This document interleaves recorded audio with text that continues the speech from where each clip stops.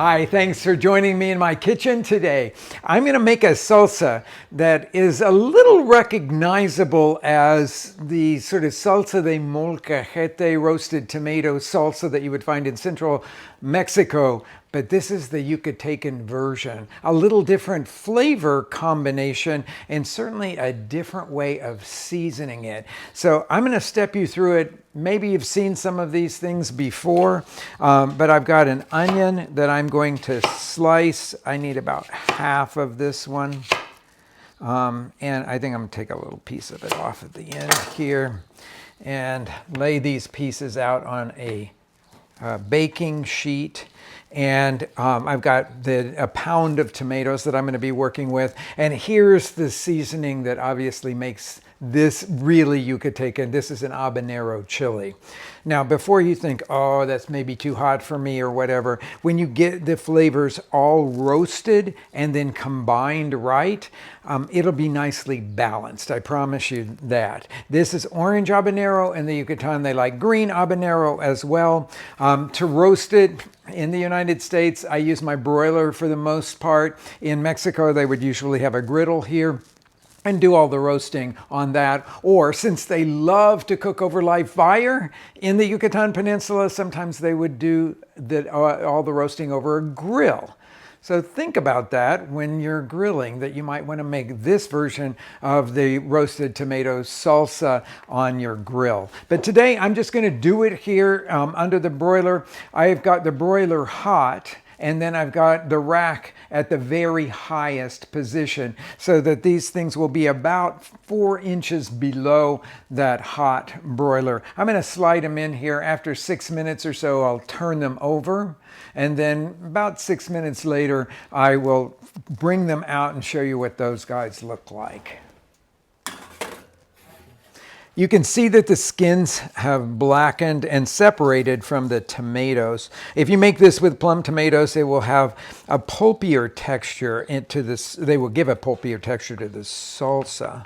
But I'm going to pull these guys off. Some people like to leave the charred skins on there, so you can make that choice yourself.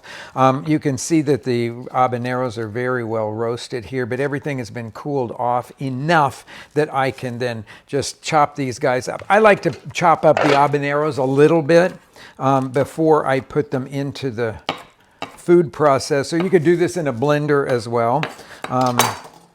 Put it down in here. Chopping them up helps to get everything moving, individual little pieces through the blades so that you don't have big chunks of habanero in the finished salsa. Okay, so I'm going to put the tomatoes in.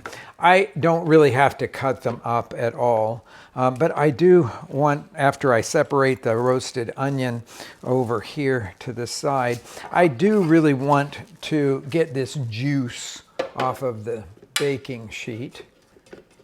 Some of you that are concerned about all of this blackening on your rimmed baking sheet, put down a piece of foil if you want to. It'll make the cleanup go really, really easily.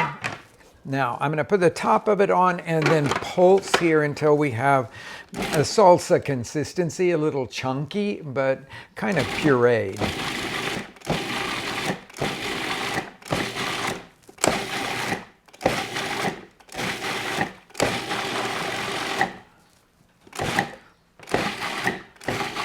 Okay, that looks good for me.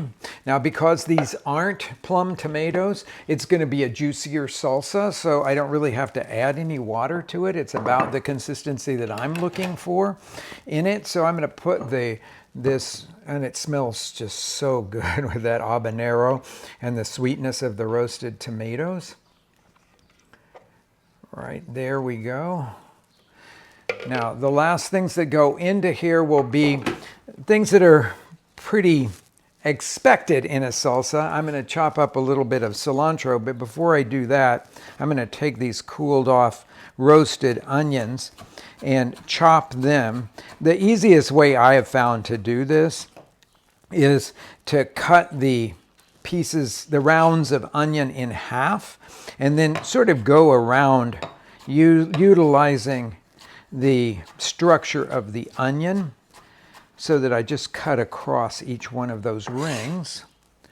And I got one more piece to go through here.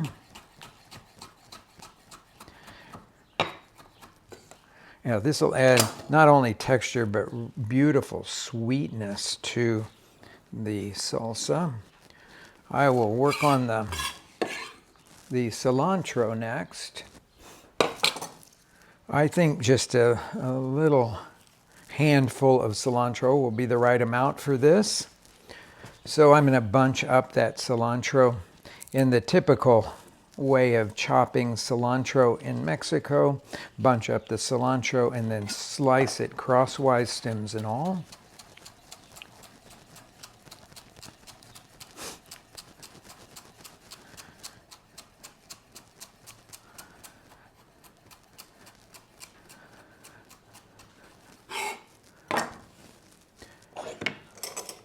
Give it a little bit of salt, and of course the cilantro. And you will have the version of a roasted tomato sauce with great Yucatecan flavors.